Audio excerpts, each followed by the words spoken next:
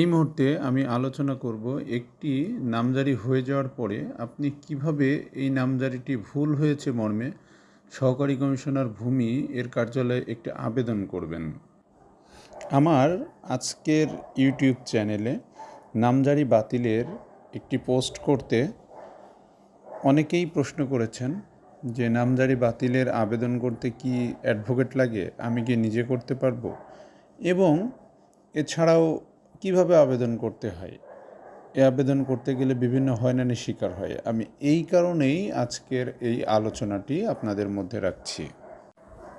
আমার আজকের পূর্বের আলোচনায় আমি বলেছিলাম যে নামজারিটি বাতিল হয় রাষ্ট্রীয় অধিগ্রহণ ও প্রজাস্বত্ব আইনের 1950-এর 143 ধারা এর আলোকে 143, 116, 117 এর আলোকে নামজারি সম্পন্ন হয়।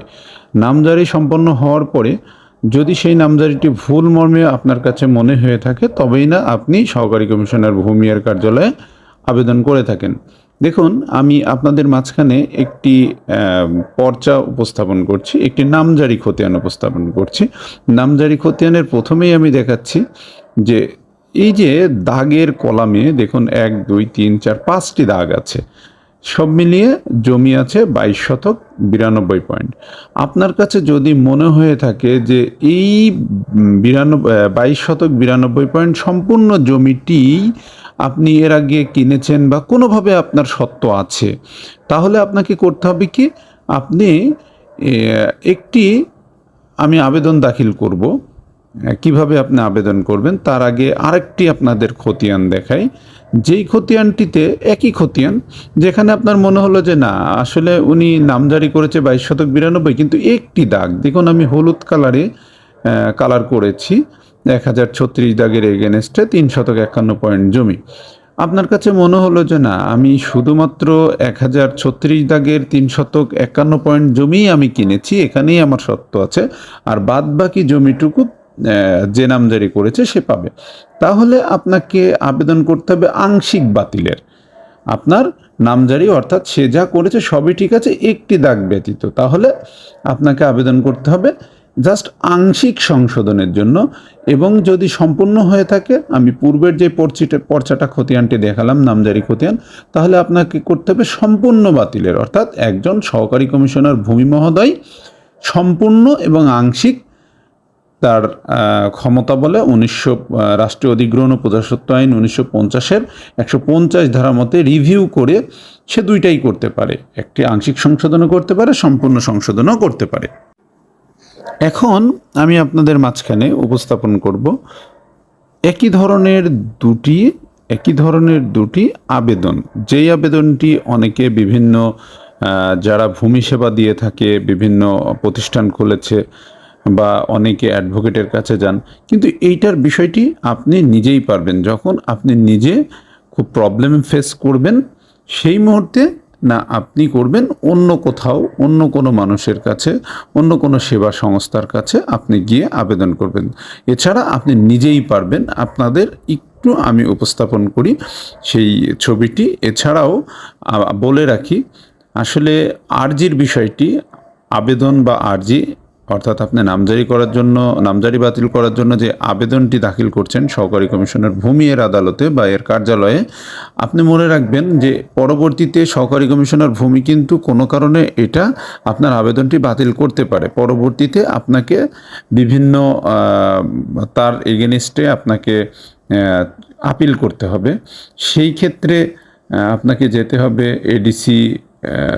এডিসি এর কার্যালয়ে, অর্থাৎ জেলা প্রশাসক মহোদয়ের কার্যালয়ের এডিসি অর্থাৎ রাজস্ব কর্মকর্তার নিকট। এরপরেও যদি আপনার না হয় তাহলে যেতে হবে কমিশনারের কার্যালয়ে, অর্থাৎ অতিরিক্ত বিভাগীয় কমিশনার। পরবর্তীতে অ্যাট লাস্ট মোমেন্ট আপনাকে ভূমি প্রশাসন বোর্ডে যেতে হবে।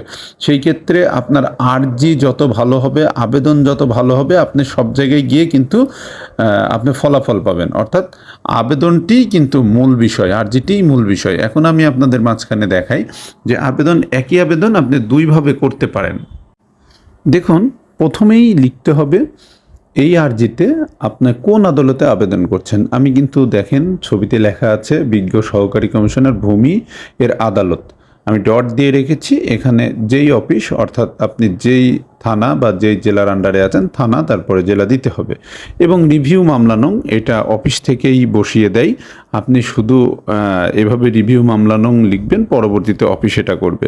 তারপরে লিখেছি ধারা, কোন আইনে আপনি মামলাটি করছেন। আমরা যেহেতু বলেছি নামজারি বাতিল, নামজারি বাতিলের জন্য রাষ্ট্রীয় অধিগ্রহণ ও প্রজাস্বত্ব আইন 1950-এর 150 ধারা মতে একজন সহকারী কমিশনার ভূমি এটি বাতিল বা আংশিক বাতিল বা সম্পূর্ণ বাতিল করে থাকে।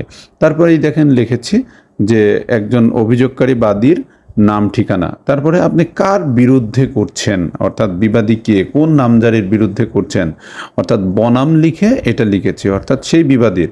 তারপরে দেখুন বিষয়টি লিখেছি, আপনি যেই নামজারিটি আমি পর্চা দেখিয়েছিলাম সেই নামজারির পর্চার খতিয়ান নাম্বারটি, কেস নাম্বারটি, মামলার নামজারি মামলার নাম্বারটি আপনি এখানে দিবেন এবং আপনি কি চাচ্ছেন, আংশিক বাতিল না সম্পূর্ণ বাতিল, যেটা আপনার লাগবে সেটুকু রাখবেন, বাদ বাকিটুকু আপনি কেটে দিবেন। এবার দেখেন লিখেছি অভিযোগকারী পক্ষের বিনীত নিবেদন, এই যে জমির বিবরণ দিবেন যে আপনার কোন মৌজার জমি, কোন খতিয়ানের জমি, কতটুকু আপনি পেলেন, কিভাবে পেলেন। তারপরে কিন্তু আপনাকে লিখতে হবে যে আপনি কতদিন পরে পেলেন, কতদিন পরে আবেদন করলেন। আপনাকে কিন্তু আগেই বলা হয়েছিল যে আপনি কতদিন পরে এই আবেদনটি করতে পারবেন, এই আর্জিটি করতে পারবেন, জাস্ট 30 দিনের মধ্যে করতে হবে। কিন্তু কোনো কারণে যদি 30 দিন এর পরে করেন, নামজারি সে করে নিয়ে গেছে অর্থাৎ আপনি তারপরেও 30 দিন পরে করতে চাচ্ছেন, তাহলে কিন্তু আপনাকে তামাদি কেন হলো।